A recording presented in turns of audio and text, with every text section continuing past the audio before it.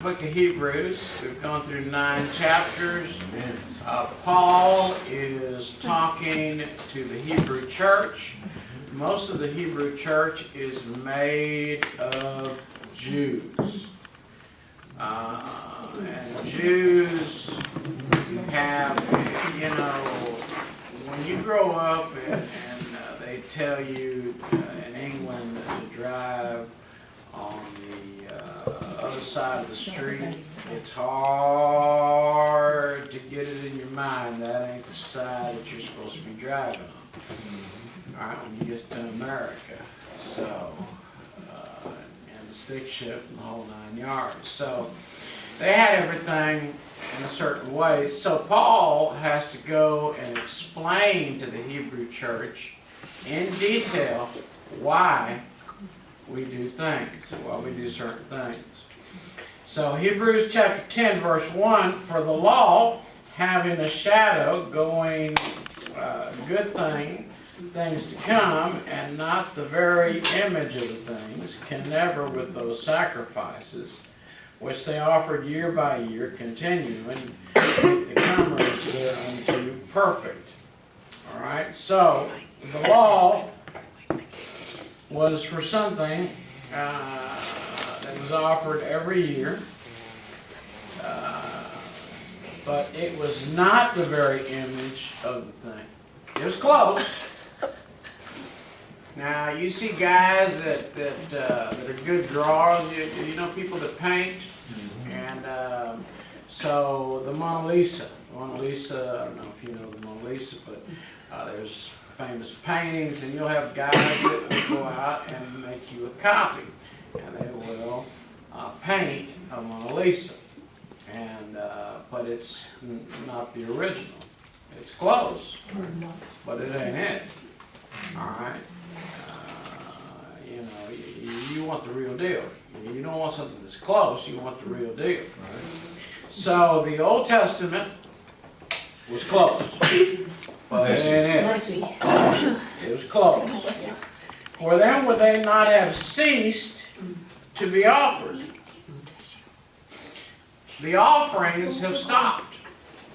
After Jesus Christ died, the temple was torn in half, and no more offers were made at the temple.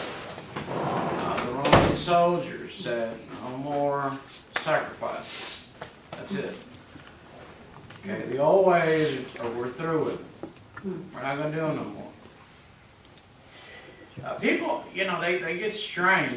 Well, this is the way we've always done it. Well, too bad. All right, we're changing things up. We're just going to change things up. And we talked about that in the last couple chapters, where he changed them. Because that the worshiper, once purged, should have no more conscience of sin. But in those sacrifices, there is a remembrance again made of sin every year.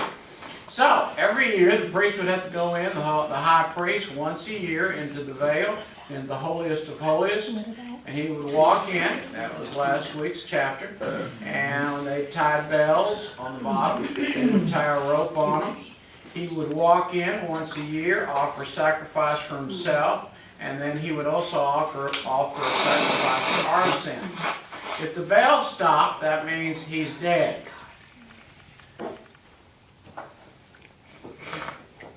Drag him out.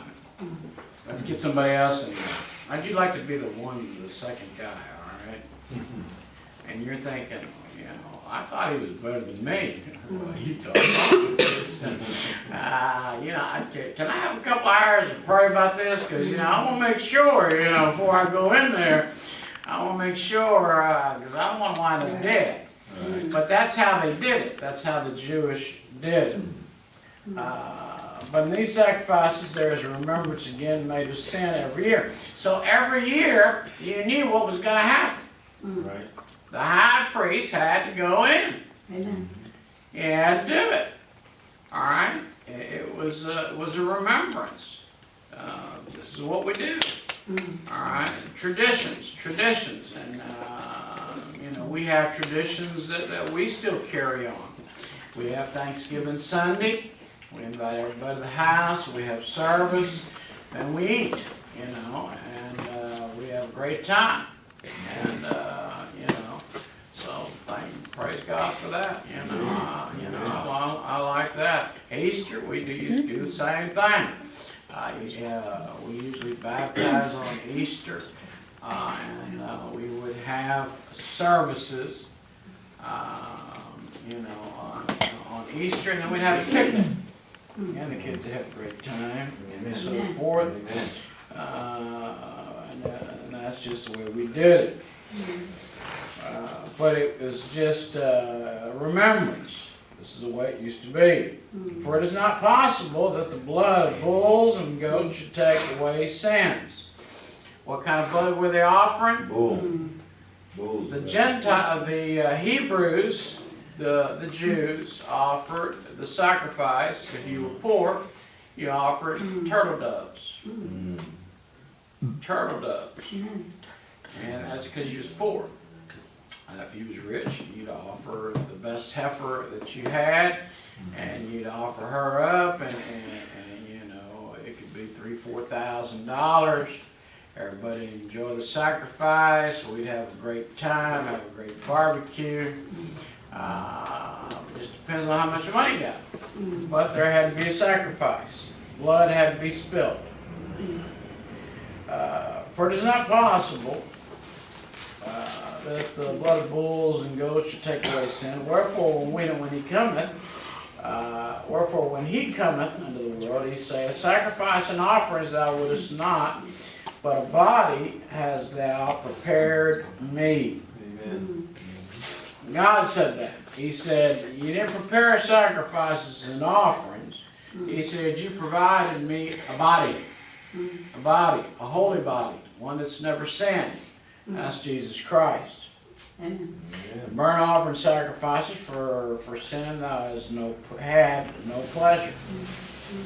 So, all those burnt offerings that they had for all those thousands of years those Jews had, God said, you know, honestly, I didn't have no offering. It really didn't please me. We did it because, you know, y'all had to do something, you know. We had to do something to get rid of the sins. So we did the burnt offerings, we did sacrifices. He said, but I had no pleasure in them. He said, really? And he said, it's just kind of tradition, you know. We did it, but, you know, I didn't really consider it something I took pleasure in. Then said, I come in the volume of the book that is written of me to do thy will, O God. Above, when he said, Sacrifice and offerings and burnt offerings and offerings of sin, thou wouldest not, neither hast pleasure therein, which are offered by the law.